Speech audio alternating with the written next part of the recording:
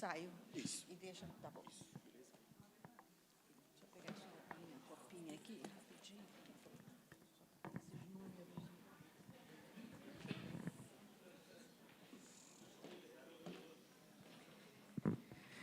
Oi, boa tarde.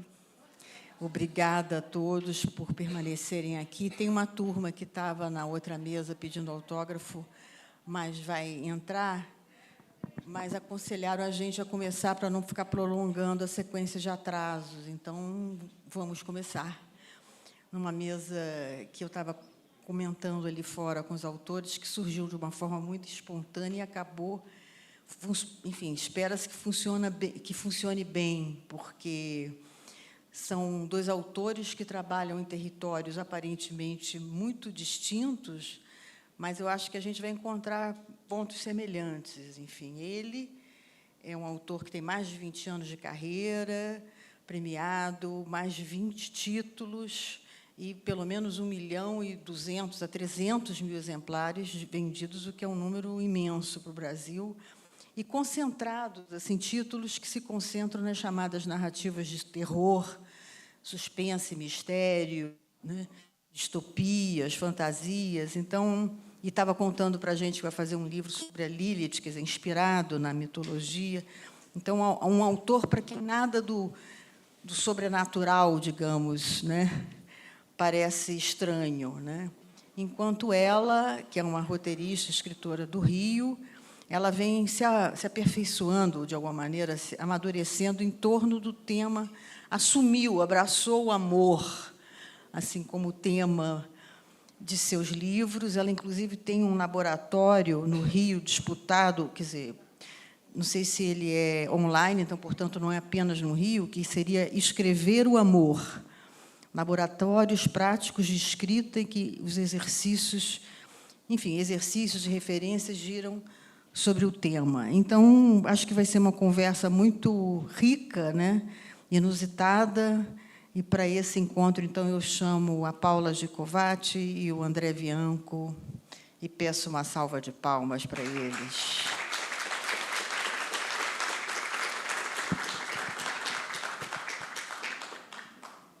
Obrigada, Paula. Oi. André está cansado, mas a gente vai fazer ele acordar, tadinho. Você não quer sentar ali, que aí é o mediador? E a mediadora, a querida, talentosa escritora, jornalista Maria Silvia Camargo, que é mestre em literatura pela PUC, autora de vários títulos de não ficção e ficção, como o premiado Quando Ia Me Esquecendo de Você, um título que ela adaptou para peça de teatro. É autora de 2 títulos infantis e está lançando aqui na Flit o seu primeiro livro de contos, que é O Buraco do Mundo. Maria Silvia, por favor.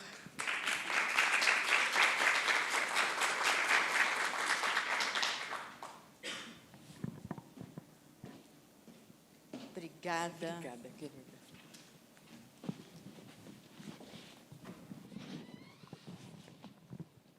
Bom, primeiramente, muito obrigada pela presença de todo mundo. Vou jogar tudo aqui no chão, que eu estou meio atrapalhada. Boa tarde para todo mundo. Tá. E muito obrigada pelo convite da Isa, da Cristina, de toda a produção da Flit. E, espera aí, que eu vou começar. A Paula, eu fiz graduação, a minha segunda graduação foi Letras, e a gente estava junta na PUC em 2014, né? E ela dizia muito que não sabia se ia dar certo, esse negócio de escrever sobre amor. E o André eu estou conhecendo mais recentemente. E os dois em comum são 2 sucessos de feiras literárias. André, já fui em Bienal, que eu vi fila de autógrafo para você impressionantes, né? E a primeira coisa que eu queria perguntar para vocês é o seguinte: vocês dois começaram de forma muito caseira, alternativa e pequena, né? O André, ele imprimiu 1.000, pegou um fundo de garantia, né? Exato, um fundo de garantia, e rodei 1.000. Vamos lá, vamos ver no que dá. Rodou 1.000 na época da pré-internet, né? Então, ele ia de livraria em livraria conversando com os livreiros, que é uma jogada maravilhosa, vou copiar essa, e pedindo para botar na vitrine, uma coisa assim, né, de exposição, e fazendo amizade com os livreiros, né, batendo Sim, papo. é uma coisa hoje que parece tão antiga, né? Você ir visitar o livreiro. É muito legal, era muito bacana ter essa conversa. E no momento em que eu pedia dicas para eles, se a capa estava boa, como eu vou fazer essa capa, tal, aí vai gerando assim um laço, né? Uma conexão. E eu ouvi muitos deles. Ah, ótimo. E a Paula começou lançando... Este é um livro sobre amor, pela uma editora pequena, Guarda-Chuva, né? E eu queria perguntar isso. A Paula sempre teve obsessão pelo amor, sempre escreveu sobre isso, e é muito bonito ver que vocês dois estão num caminho incrível aqui com a gente. E eu queria perguntar, com sucesso, gente, ficou mais fácil? Ou a autoexigência, a exigência do público só aumentam? Quem quiser começar.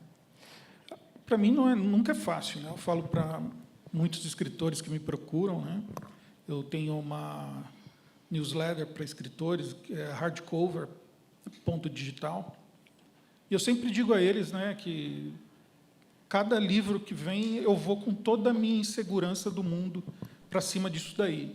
Porque isso nos deixa alerta também, né? Você fica pensando que todo livro seu é um jogo ganho, eu acho que não tem graça, porque eu gosto de me provocar, de me tirar dos trilhos, dos esteios, e acreditar que o meu leitor virá comigo, vai comprar essa história, literalmente, né? Então, não tem sossego, né? Não tem sossego. Gente, não inventem de serem escritores, é um inferno, sabe? Esse é o primeiro conselho. E, Paula, como é que ficou mais fácil? Ficou mais difícil? Você se exige muito? Com licença. Boa tarde. Tudo bem? Eu acho escrever a coisa mais difícil do mundo, assim, de verdade. Na verdade, o Este é um livro sobre amor, é o meu primeiro livro publicado, assim, em editora. Mas quando a gente fez a graduação, você falou 2014, foi 2004. Eu saí da PUC em 2009. Ah, é? Nossa, gente, gap de tempo, desculpe. Eu peguei o meu projeto, porque a gente fez formação de escritor, que era uma habilitação em letras, e aí eu peguei o meu projeto final, que era a boneca de um livro, né, o projeto de um livro, e eu fui publicar esse projeto, fui autopublicar, né, que chamava Sobre o Tudo que Transborda. Era uma antologia de conto que o Paulo Henrique Brito e a Pina Coco tinham me orientado ali no final, e eu fui publicar. E é engraçado, porque, para mim, sucesso é uma coisa muito relativa, porque eu escrevo para me manter sã no mundo, um adulto minimamente funcional. Mais do que o amor, talvez escrever seja a minha obsessão. Junto com o amor, acho que uma coisa está ali muito ligada à outra. Então, eu escreveria de qualquer forma, porque é o que me define no mundo, assim.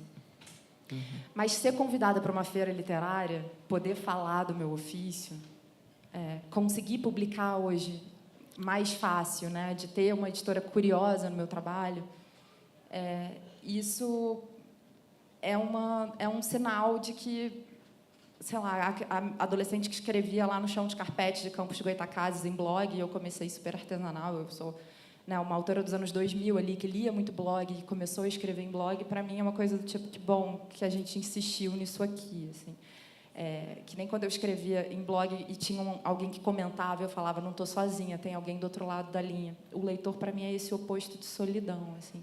Mas eu acho que uma coisa, realmente, assim, ser publicada hoje me dá muito mais nervoso, porque, por exemplo, agora, que eu não vou ser tão prolixa, mas o meu próximo livro, que fala de um tema que não é tanto esse amor de gente desgraçada, traição, paixão, eu estou meio em pânico, porque eu estou assim, o que o meu leitor, que já compra meu livro, Sim, sabendo que eu vou estar ali escrevendo de amor e gente desgraçada da cabeça, da paixão, não vai encontrar isso agora. E isso é um medo que me deu depois de ter sido publicada, depois de pré-seleção de prêmio. Aí, realmente, eu acho que muda um pouco essa relação. O André também foi variando muito os temas dentro desse universo de terror e vampiro, porque você começou com uma ideia que eu achei fantástica, que são vampiros que vêm no Manaus, né, de Portugal para cá, e é uma trilogia, o 7, né? 7, eles são 5 livros que fazem essa história, né? O que é uma pentalogia, acho que é isso, né? Pentalogia. Mas ele não tem compromisso com o tamanho, 7, assim.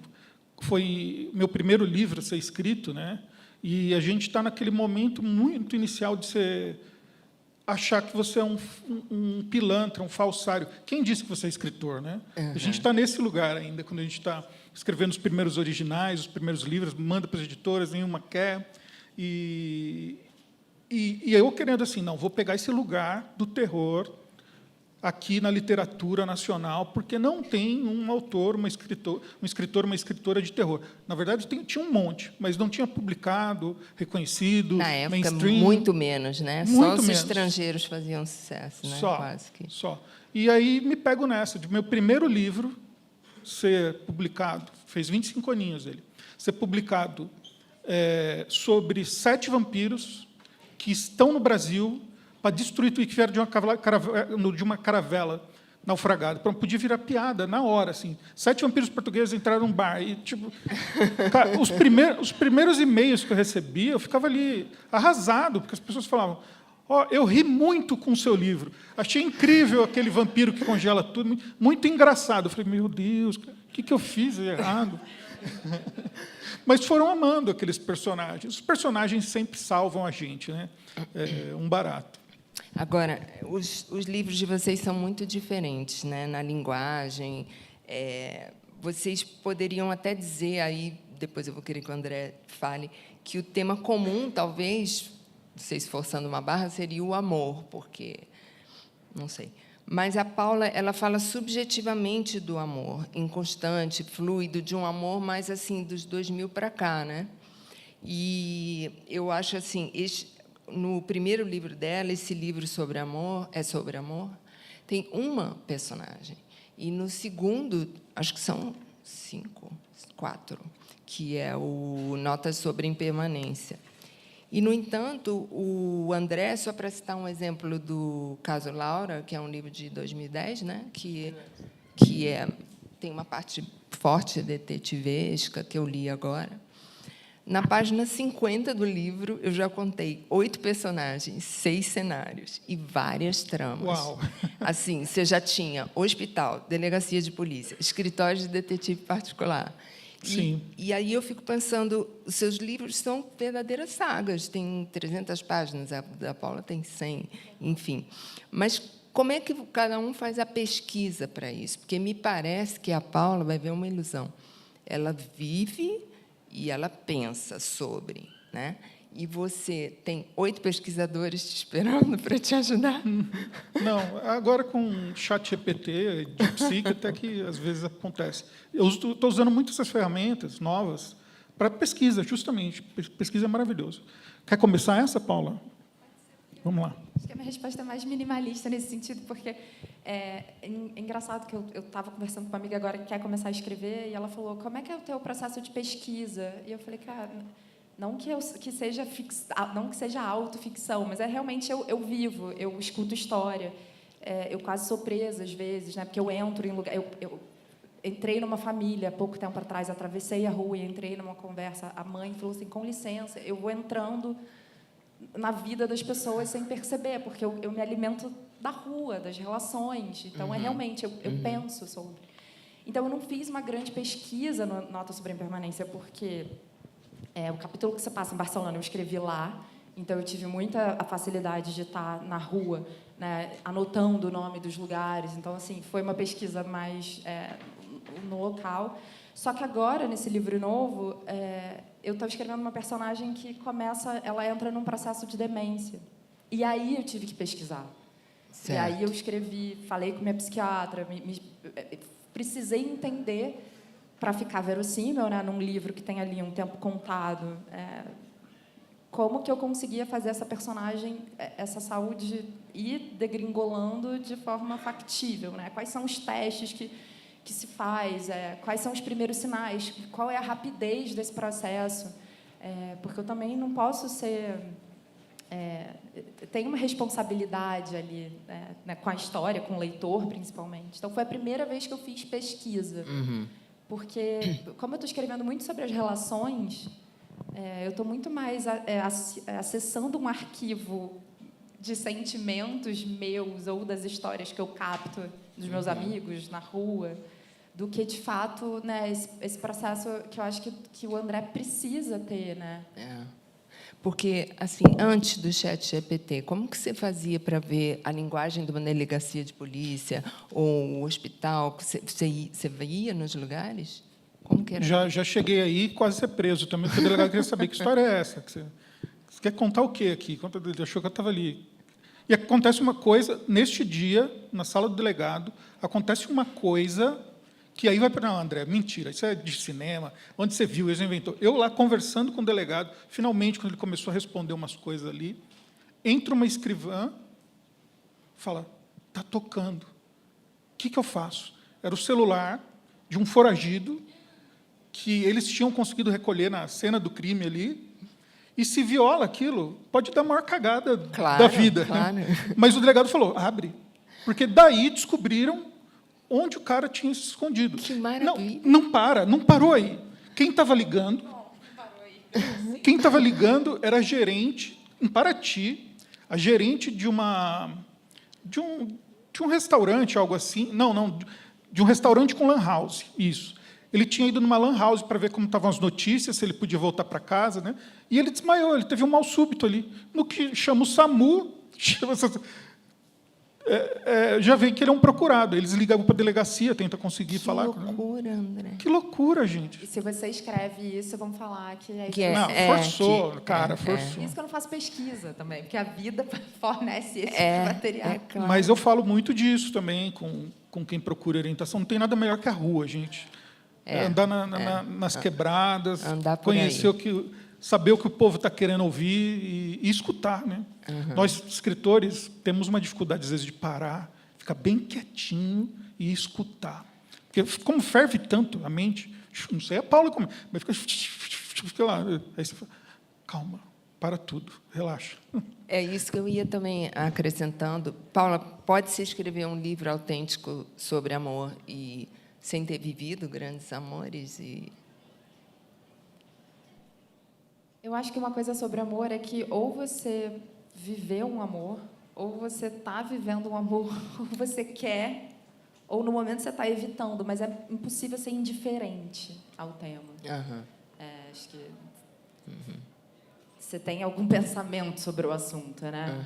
Mas eu acho possível, sim, até porque acho que a grande pegada do escritor é a gente poder criar as histórias, né? Poder inventar coisas. E a gente teve uma conversinha ali antes que você falou que eu te contava na faculdade que a minha mãe tinha medo de eu virar uma escritora, uma poeta decadente de Copacabana. E porque eu escrevia no blog sobre esses casos de amor que eu vivia inventados também. Eu comecei a escrever escrevendo cartas de amor para pessoas que não existiam, para amores que às vezes não sabiam quem eu era, assim. Então, e a minha mãe estava lá, achando que eu estava poeta decadente de Copacabana. Central do Brasil, né? Total, assim. Então, tem muita coisa inventada, mas eu acho que os sentimentos precisam ser reais.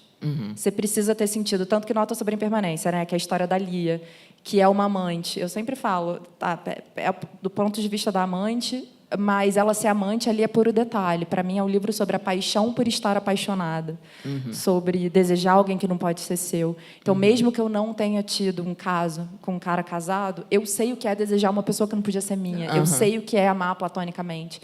E aí, quando as pessoas me falam, Lia é tão honesta, né? Esse livro mexeu tanto comigo porque é tão honesto. Ou quando eu publiquei o livro, que algumas pessoas escreviam, eu tive 2 comentários assim que me marcaram muito no Instagram, que era: Lia, a mulher dele sabe que ele está com você agora. E aí eu falei, bom, se me confundiram, se vieram aqui tirar satisfação comigo, é porque, de alguma forma, esse livro Você alcançou tocou. o que eu queria. Se acharam que eu era ali, eu consegui uma... Então, acho que mesmo que as histórias... E é um risco também viver para escrever, né? Porque isso pode deteriorar muito a saúde mental e física. Mas eu acho que os sentimentos, sim, a gente tem que acessar alguma coisa que a gente viveu, eu acho. E você, André, que tem 3 filhos, enfim, como você cultiva esse imaginário que às vezes é tão dark, né? Tão sombrio, e você chegou aí para cemitério ver todas essas coisas? Enfim, do fim da vida, do assombro. Não chegou a ser tão... O mais próximo de ficar no cemitério, que eu passei algumas horas, foi fazer uma adaptação de um conto do Drummond, que é o Flor, Telefone, Moça. Você fica lá. Mas, sei lá, eu acho que eu tenho uma alma sombria, por alguma razão, muito linkada à melancolia. Porque eu lembro, no prezinho, da minha mãe ser chamada para a sala de aula, para a reunião de pais, alguma coisa, falar com a professora. A professora foi, mostrou para minha mãe um desenho meu, né? Tipo, eram uns caixõezinhos, umas cruzinhas. Mas por quê? Fazia pouquíssimo tempo, coisa de meses, que o meu avô materno tinha falecido. E eu não entendi aquela história de que eu não posso mais ver o meu avô, não posso mais falar com o meu avô.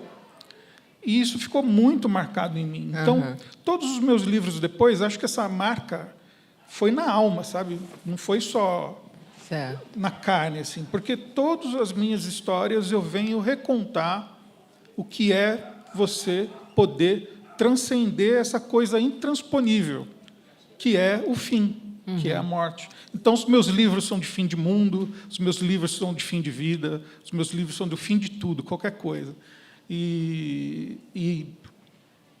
Mas, assim, por outro lado, eu sou o cara que está com a camiseta do Charlie Brown aqui, Mercury, né? Charlie Mercury Brown. Eu não levo a minha família para esses lugares, né? Assim, mas elas vêm, gostam de ler, as minhas meninas estão aí grandes, gostam de ler as minhas coisas. E, claro que tem gente que pergunta se eu tomo sangue mesmo. Gente, não. E qual a rotina de trabalho de vocês? Quer dizer, você não tem 8 pesquisadores trabalhando para você nesse momento em algum lugar lá em Osasco. Como é que você faz para fazer livros tão grandes e tantos, né, André? Porque a Paula tem um gap de 7 anos entre um livro e outro, e entre o Notas da Impermanência e esse que vai sair esse ano. Só para sublinhar, qual é o título do próximo? Então não. Então não pode ser. Não posso contar, mas vai lançar esse ano. Na verdade, eu não sei se eu posso contar por conta. Então, deixa para lá. Mas leiam, por favor. Eu acho que comigo passa nesse... Gostar de escrever é uma coisa bem legal. Adorar escrever, eu não sei. Agora, ser apaixonado por escrever... É nesse lugar que está a coisa, entendeu? É a paixão por tudo que tem nessa minha carpintaria de entregar uma história para vocês, está desde da fagulha de uma trama ou de personagens que eu estou vendo, que eu acho, seria muito legal ter uma história com os personagens assim, assim, assim. E aí você entra nesse lugar, como a Paula bem falou, né, da paixão, do pathos, né, tudo rodando na cabeça. E eu que me vire com isso. Já andei falando na rua sozinho, já aconteceu de tudo. Mas é uma rotina ordinária.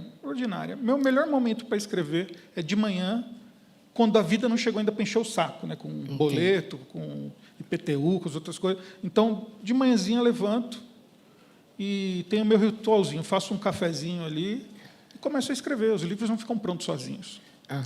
Nem mesmo com o ChatGPT, que é mentira, não dá para... Ainda não, vai levar bem uns 2 anos ainda para eles conseguirem. E, assim, vocês também dão aulas e workshops, né? E você tem um trânsito com teus fãs, André, imenso, né? Através pelo que eu vi ali na minha pesquisa. E como é que esses fãs te dão feedback para os seus próprios livros? Vocês gastam quanto tempo com isso, com aula? Que você dá uma oficina ou um workshop? Eu dou uma oficina Mas posso falar rapidinho do processo? Porque Ah, sim, desculpa, Não, pulei. imagina, é porque eu sou uma pessoa péssima para falar de processo, justamente acho que é bom eu falar para desmitificar um pouco isso. Porque eu não escrevo todo dia. E seria ótimo escrever todo dia, né? O Murakami escreve todo dia às 5 da manhã e tal. Só que eu sou roteirista também. Então, eu acabo escrevendo todo dia pelo trabalho, mas o meu processo de ficção ele é longo, acho que por causa disso também, né? Porque Tem que a trabalhar. literatura é uma urgência e pagar o aluguel também, né? Então, do Eixo é um Livro para o Notas foram 7 anos, e esse é o meu recorde agora. Eu escrevi esse livro em 2 anos e meio. Foi a vez que eu escrevi mais rápido. E a minha ideia é começar a encurtar essas distâncias. Mas uma coisa que me ajudou, e eu quis responder essa pergunta porque tem muita gente que me fala, eu não consigo escrever todo dia, será que eu desisto? Eu falo, cara, você vai encontrar o teu método. O seu ritmo, né? Se você não se autorizar a ser escritor, ninguém vai fazer isso por você, né? Nós três estamos aqui porque a gente se autorizou em algum momento. A gente tem que se dar esse título, né? E cada processo é muito pessoal. Agora, uma coisa que me ajuda e que me ajudou nesse romance, e essa é uma dica que eu dou, eu comecei a usar o meu processo de roteiro no meu romance. Eu faço uma escaleta. Então, agora, assim, mesmo que mude, e geralmente muda muito, né? Não sei com você, mas os meus processos mudam. Eu escrevo como o livro começa, como ele termina, e os capítulos que eu preciso preencher. E isso me ajudou muito. Então, eu quis falar porque, de repente, vai ajudar alguém, assim, fazer esse...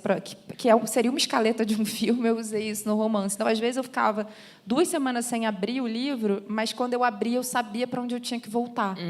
Eu evitava, obviamente, reler, porque se eu fosse para o início, eu não fazia mais nada, porque eu ia ficar refazendo.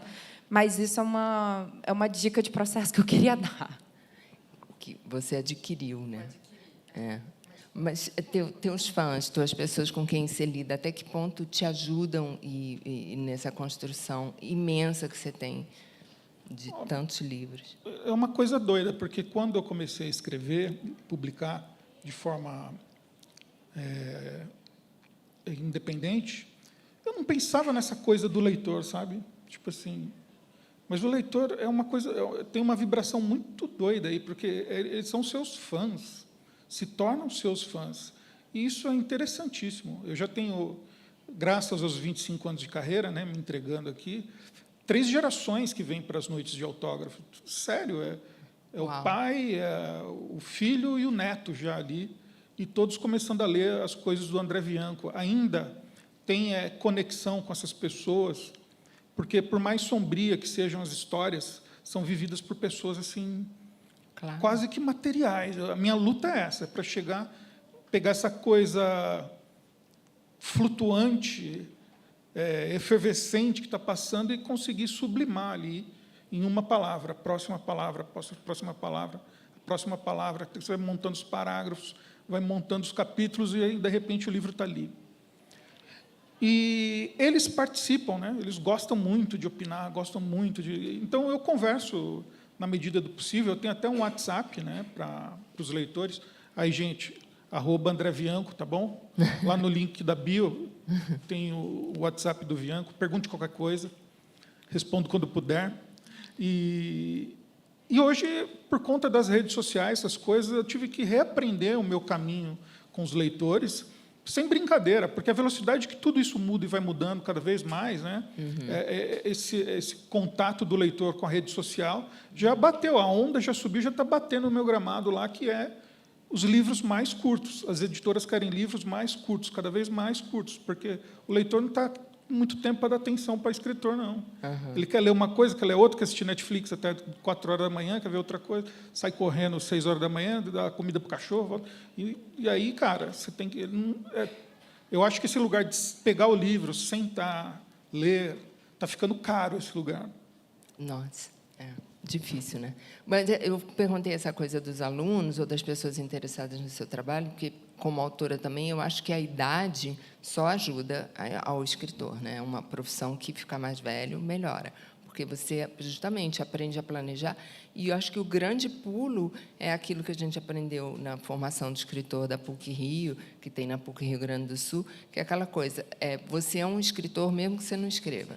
Então, pega tudo isso que está na sua cabeça te atormentando e trabalha, né? E que é uma coisa que se aprende, como uma musculatura, como uma musculação, né? E não a musa que cai, né? Mas eu não imaginava essa pressão, quer dizer, imaginava, por causa das redes sociais, de escrever cada vez mais curto. E você tem também quantos livros por ano? Você tem uma exigência editorial de... Não, eu tento, minha agenda é tentar manter um livro por ano, né, sendo publicado. E tenho conseguido aí, né, sempre estar com a mente cheia, e como você disse, a idade, né, a idade nos ajuda também a ser mais econômicos, menos cenários, menos aquela coisa que você encontrou em 50 páginas, aquela profusão de lugares, pessoas, pensamentos, plots, enredos, né? Você vai deixando mais teleguiado, mais poderoso, aonde você sabe que precisa ser. E, com o tempo, você vai aprendendo isso. Isso aqui é aqui. E, em termos de linguagem, gente, vocês passam muito tempo procurando a palavra certa? Vocês têm alguma regra? Por exemplo, Paula, você tenta evitar que seus personagens digam "eu te amo", assim, uma coisa mais... Eu tentei evitar isso no Nota sobre a Impermanência por uma questão do tema, assim, né? Acho que mas não foi racional, porque os personagens tem até uma parte específica sobre isso no livro. Eu me preocupo, acho que com texto. Eu gosto eu quero que o leitor veja meu texto aqui, ó, tá, sabe? Eu não quero muito ter rodeio. Eu escrevo fácil. Para mim é importante escrever fácil, não no sentido de fazer pouco caso do leitor, mas só para chegar um pouco mais perto dele. Eu não faço muito rodeio, mas eu tenho uma preocupação de estilo grande, assim, porque eu acho que, como eu fui uma leitora de conto, minha formação de leitora foi como leitora de conto. Em qualquer momento do Nota sobre a Impermanência que você abre, você lê qualquer página, mesmo sendo um romance, quase como se fosse um conto. Eu termino os textos muito... Olha só, textos. Eu estou falando de um romance, mas eu sempre penso como textos, trechos, porque eu quero que o leitor ele tenha algum... Né, o Cortázar falava que no conto você ganha por nocaute. Eu tento botar um nocaute por página, assim. Mas para parecer também natural. Então, eu acho que também essa escrita do roteiro, essa minha preocupação com a oralidade me faz ter um texto mais fluido. Então, parece que eu estou escrevendo simples, mas também está muito pensado esse meu escrever elaborado. Simples. Eu gosto dessa literatura que conversa, né, que seja fácil, assim.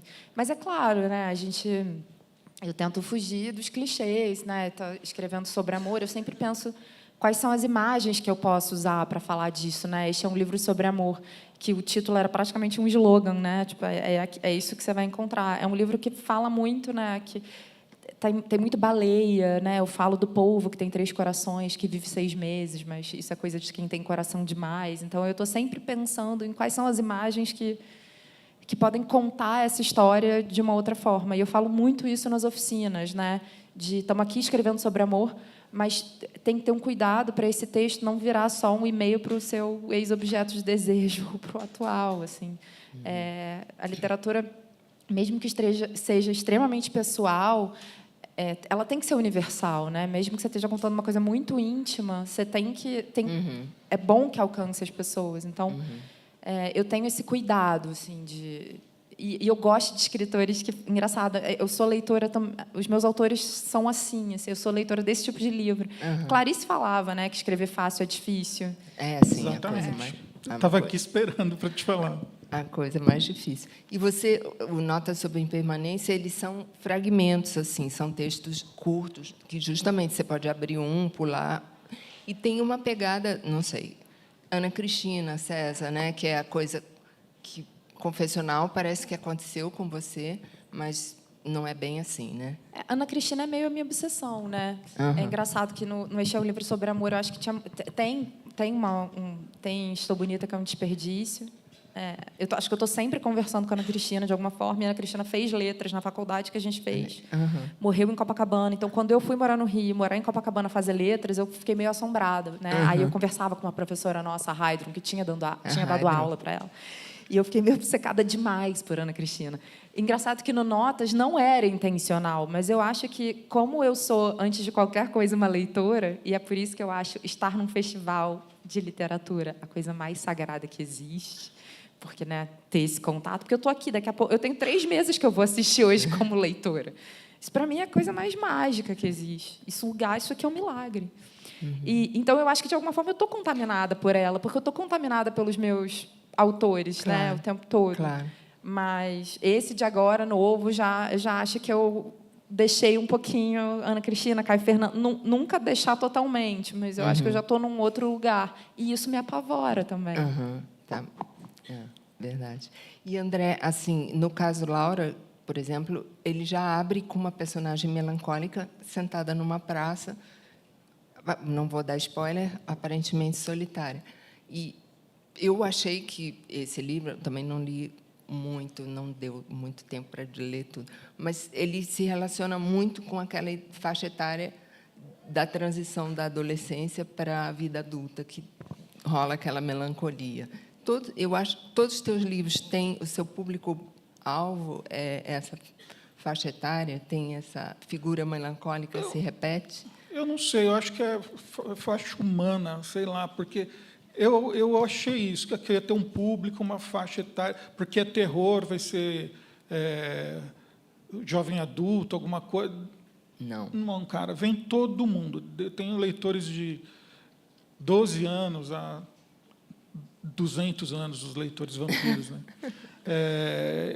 E eu não miro aquilo, eu quero acertar um coração, qualquer coração. Acertou um coraçãozinho, já funcionou, já deu super certo. E até acho interessante eu estar numa mesa de amor, terror, mas tem uma intersecção aqui, tem esse espaço de sombras e cinzas, onde vocês vão perceber nos meus livros, eles também são, traz de arrasto, tem o lastro de um grande amor, de um par romântico. É uma coisa que eu aprendi nessa minha vida de roteirista também, que temos em comum. Sim. Né? Traga sempre um amor para dentro da sua história, porque o ser humano ele não é blindado a isso, ele não aguenta. Se está vendo uma história romântica ali, se está acontecendo as etapas, os beats de um romance, ele vai ficar arrastado por aquilo ali e pela história também, e aí vai. Aí começa a contar um para o outro, um para a tia, para o pai, para o sobrinho, para o afilhado, e todo mundo está lendo. Que bom. E, às vezes, um amor além da vida, né? Porque você vai além dos vampiros, as pessoas que já morreram, as assombrações, os fantasmas. Eles estão todos aqui nos teus livros, né? No mesmo. Sim, estão tudo de fácil acesso para mim. Eu não deixo de acreditar em ninguém, acredito em todos. Tudo que vocês trouxerem aí da metafísica, eu vou aqui pensar em cima e escrever alguma coisa sobre isso, que é o lugar que eu gosto, não tem jeito. E a Paula falou da Ana Cristina e o Caio, e o que você lê que você acha que contribui para o teu universo, assim? Que eu leio muita coisa. Eu acho que um dos meus padrinhos são Victor Hugo, né?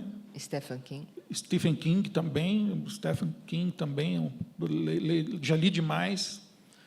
Mas como a Paula disse aqui, conforme a gente vai escrevendo mais sobre, você vai achando a sua voz, o seu canal, sabe? Você vai sintonizando com as palavras, né? Acho que o primeiro amor do escritor, os primeiros amores, não sei, são imaginação e paixão. Acho que é um nome composto aí, paixão e palavra. Aliás, paixão não, desculpa.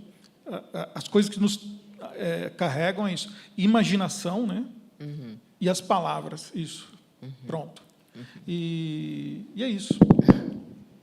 E se vocês tivessem que dar um conselho, que eu acho que várias pessoas aqui são escritores, autores, ou querem ser, ou estão começando, o que vocês diriam, assim?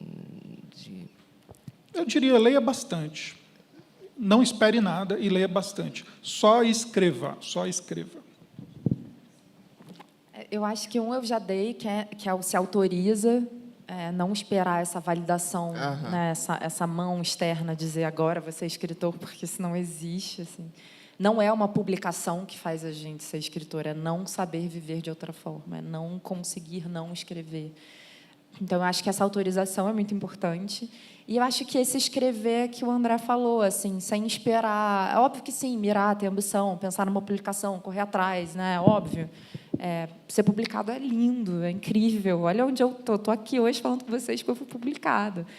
Foi o que eu falei, acho a literatura um milagre, mas acho que escrever conta a sua história. Tem uma coisa que todos nós vivemos, eu acho, algumas vezes por ano, que alguém que vira e fala assim, eu tenho uma história maravilhosa, você tem que escrever isso. Ou eu tenho uma história maravilhosa, escreve essa história. Eu falo, não, essa história é sua. Essa é a sua história, não a minha história. Só você vai saber escrever. Só você vai saber escrever essa história. Então, abre um arquivo e sai escrevendo e vendo o que isso vai dar. Legal, legal. E você, que você diria isso, né? De não... Não, o que eu disse foi... que eu digo, leia muito, sim, não espere nada, assim, tipo, começa a escrever, construir os seus mundos, as suas histórias, vai ganhando fôlego, força. Hoje está cada vez mais fácil se autopublicar, sem ficar esperando de grandes editoras, médias editoras, 0 editoras, não. Vai lá, escreve, cara, você consegue. E hoje você se autopublicar permite que você comece a construir já essa teia de leitores aí que vão começar a buscar o que você escreve, buscar o que você cria. Todo mundo bate em um gênero, só isso, pense nisso. Continua na sua, escreve o que é seu, que daqui a pouco os leitores vêm. E, às vezes, até começar por uma editora pequena, uma autopublicação, principalmente as pequenas, elas dão mais atenção a você, né? Quer dizer, sim, você sim, não desaparece ali naquele universo. Eu comecei assim, né? Na Guarda-Chuva. Não... Vou abrir agora. Antes da Guarda-Chuva, eu me autopubliquei. Não, imagina, que é muito importante. Assim, hoje em dia, a newsletter, né, que também é uma forma de autopublicação, acho que tudo isso é super válido. Legal. Vamos abrir para as perguntas, gente. Que eu acho que mais importante são vocês, que vieram até aqui. Eu vou pedir para vocês falarem o nome de vocês e fazer uma breve pergunta. Tem mais alguém com vontade de fazer pergunta? Beleza, aí vocês fazem vocês duas e aí vocês respondem as duas, pode ser? Agradeço, gente. Nosso tempo é sempre esmagadinho. Licença. Meu nome é Ione, boa tarde. Vocês acabaram de falar de autopublicar. Eu gostaria de saber o caminho para isso. Tá bom? Quem quer começar? Eu não entendi bem a pergunta aí no final. Qual o caminho para a autopublicação? A gente pode fazer as duas perguntas primeiro e aí vocês respondem tudo? Pode ser? Pode. Obrigada. Só tenho que lembrar, né? Só isso.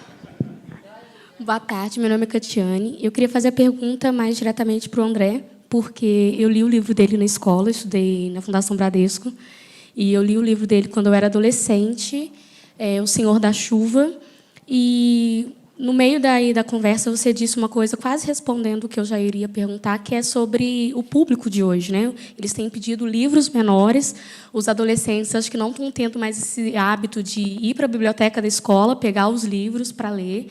Eu queria saber como é que você lida com isso, como isso afeta a sua escrita, o que você quer entregar e entregar o que esse público quer ler também, como que isso afeta o seu processo de escrita. Vocês estão anotando aí, né?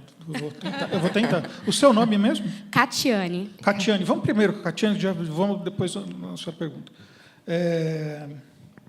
Também estudei na Fundação Bradesco, de Osasco, e cresci...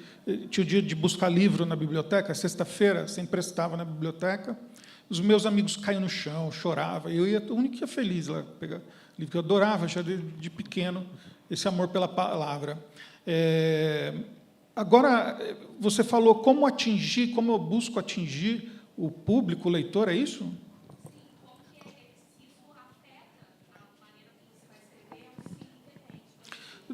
Tem, meio a meio. Assim, o que sai primeiro é pura emoção, rascunho, depois você começa ali a lapidar o livro. E aí, mas acontece o seguinte, eu quero continuar publicando, ter livros publicados, eu vivo disso, eu vivo de direitos autorais, o que é um privilégio no Brasil. E aí, o que acontece?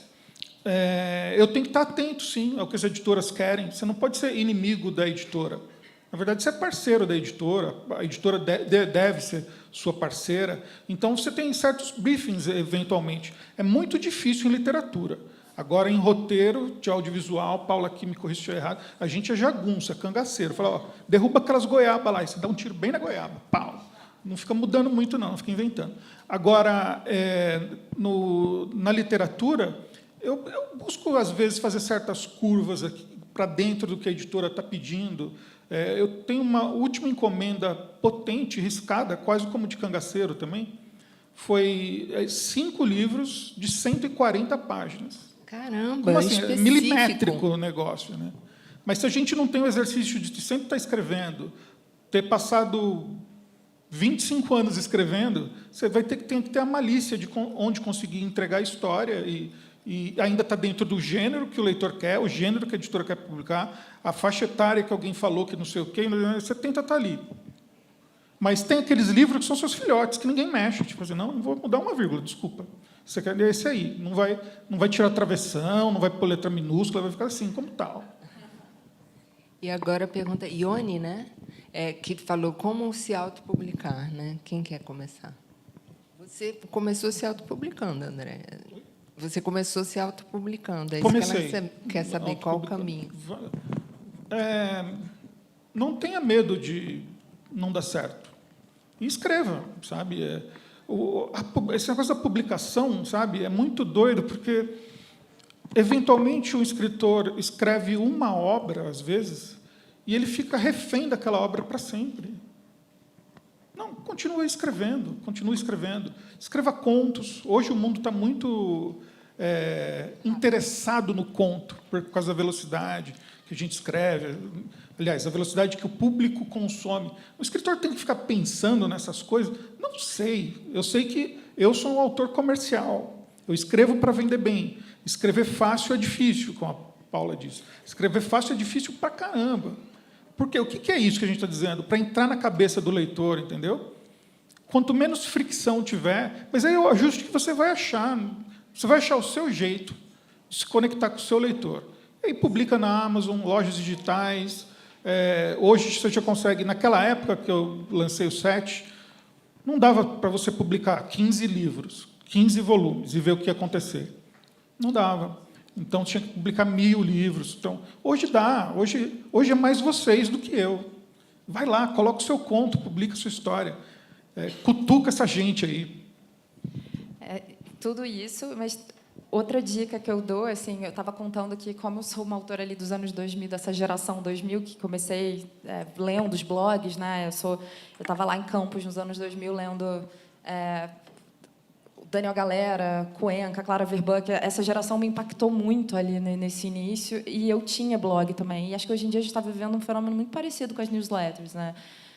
Então, tem muitos sites que possibilitam que esses textos sejam escritos e distribuídos para uma rede. Então, eu acho um bom teste de saber quem está do outro lado da linha, como é que esse texto chega, né? Ter esse exercício. Isso me ajudava muito na época do blog.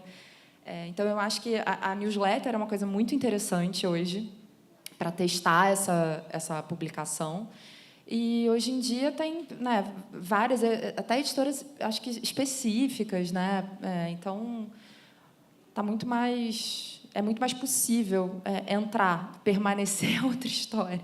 Mas entrar, eu acho que está muito mais generoso o momento.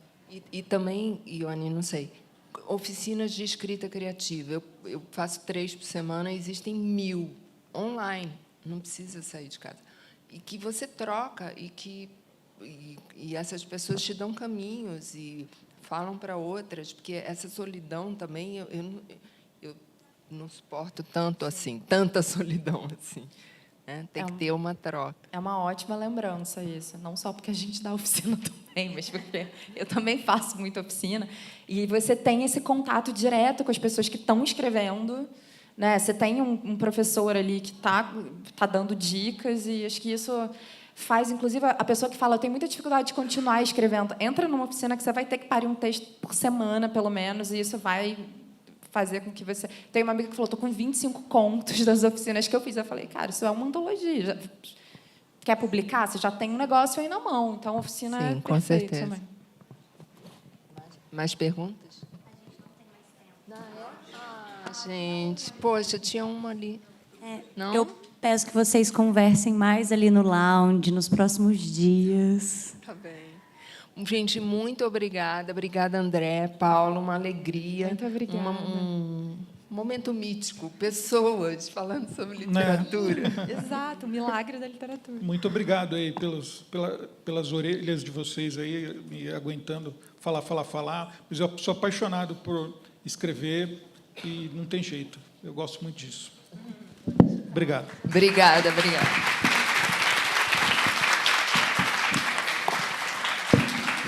Em nome da FLIT, a gente agradece muito a fala de vocês, agradecemos também a presença de todos e todas vocês aqui. Eu vou precisar pedir que todos se retirem da sala.